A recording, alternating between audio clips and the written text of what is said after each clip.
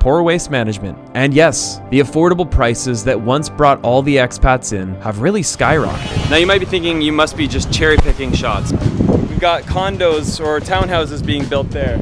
A massive hotel right over there. Right across on the other side of the road, another 4 buildings or 4 homes. Don't even know what this is. It looks like a massive beach club, but without the beach. And you know what? It doesn't upset me. I think everyone's gonna have different opinions, but this is what 𝗦𝗡𝗕𝗦𝗖𝗥𝗓𝗕 has become. It is the hub. It's becoming the nomadic city. And with that, we've also had so many benefits. If you live in Bali or even visit, you'll never run out of things to do. You'll have no problem finding your perfect fitness routine because these businesses have been painstakingly built over the last few years. If you wanted rice fields, you would be in the wrong place to find it. So why do you put up with the noise, the commotion, the traffic? Because right off those little intersections of chaos is absolute bliss. Little moments of escape, beach clubs, restaurants, co-work spaces, a thriving digital nomad community. I mean, genuinely, I have traveled the world at this point, and I have not found a place that offers so much in such a small area. And I have to say, living in Bali is one of the most convenient places on the planet. If you want to get somewhere, you can order yourself a Gojek, hop on the back of a motorcycle, and be there in a few minutes for just a couple dollars. You can order yourself food straight to your house with the click of a few buttons, and 30 minutes later, you've got a feast. And while pricing has definitely gone up, you can still afford to eat most of your meals, if not all of them, out. That's something that I truly value of my Bali experience. And this is the part of 𝗦𝗡𝗕𝗦𝗖𝗥𝗓𝗕 that nobody likes. Raya 𝗦𝗡𝗦𝗥𝗓𝗕, the heart and the artery of the chaos. Before you can say Bali's overrated, you have to see the other side.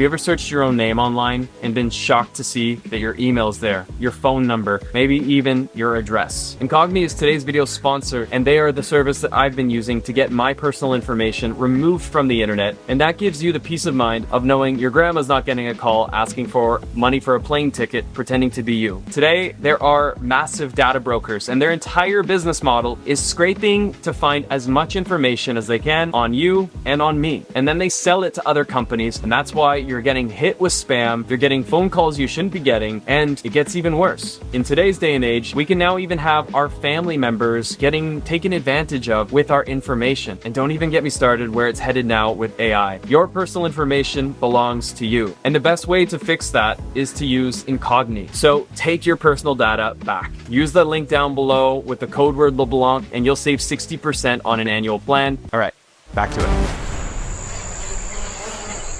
So I stayed at a little $20 a night place last night, and check out where I woke up. You don't need to spend much money in Bali to have $1 million view.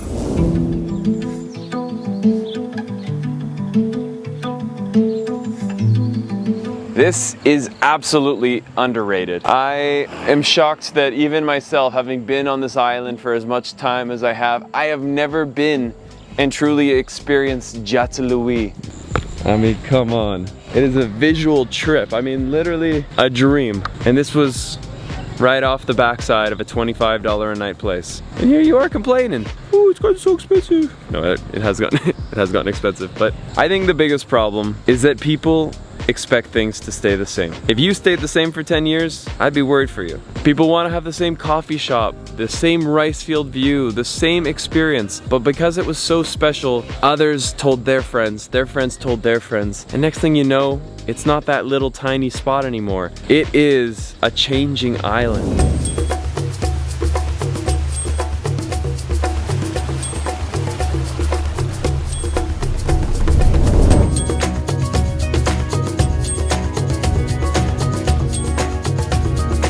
From my $25 a night room to my 75-cent entrance fee to a private waterfall. Bali's overrated. Now, whether you want to believe Bali is overrated or not, that's up to you. I have no business to gain, and I have no reason to convince you otherwise. But what I think is unfair is that many of the people who blast Bali, frankly, have stayed in Uluwatu. They stayed in Canggu, and they never actually got out. And they never saw the real Bali. And so while Canggu is definitely not going to be for everyone, it's not going to provide that lush green escape, it's not fair to say that Bali has lost its charm. The charm is still here. You just need to leave Canggu. Here's the thing, Bali is changing, but Bali is also misunderstood. This island is 4.4 million people. Its vast rice fields, endless volcanoes, and national parks that most just never get around to seeing. Want peace and quiet? Escape to 𝗧𝗦𝗧𝗏. Want to get away from the heat and the tropical humidity? Go to 𝗦𝗏𝗧𝗏𝗏. Want the waves without the crowds? Then head up further west. And if you want community with co-work spaces, amazing restaurants, and a pinch of chaos, Canggu's got your back. Bali has changed, but I can't think of a single experience that's been lost.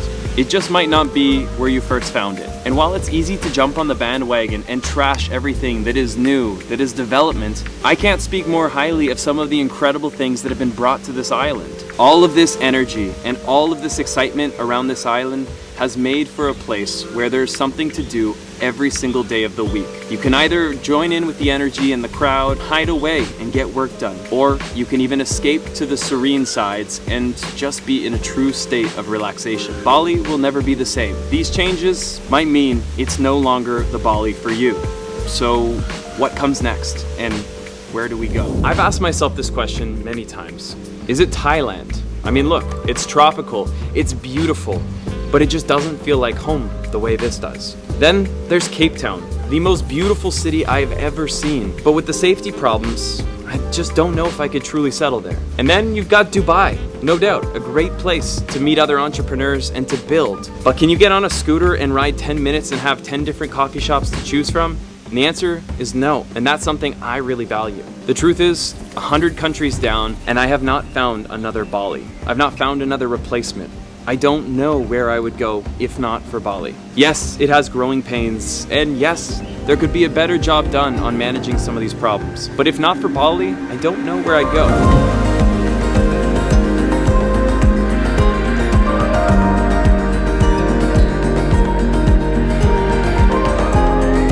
You've been coming to Canggu many times now, same for you, Rob. Why do you guys keep coming back here? Honestly, it's for the community, like the people that you meet. I think this is probably the best place in the world to live. It's cheap, it's easy to make friends. If you think Bali is overrated, it's because you didn't know where to find what you were after. This island has a lot of layers, and it's exactly why I actually want to give you something. I was going to sell this guide, but honestly, I'd rather just give it away at this point. Between nearly 10 years on the island and the many hours spent writing this script, I just want you to have it. So it's linked down below. Enjoy it, and let's get lost again in the next one.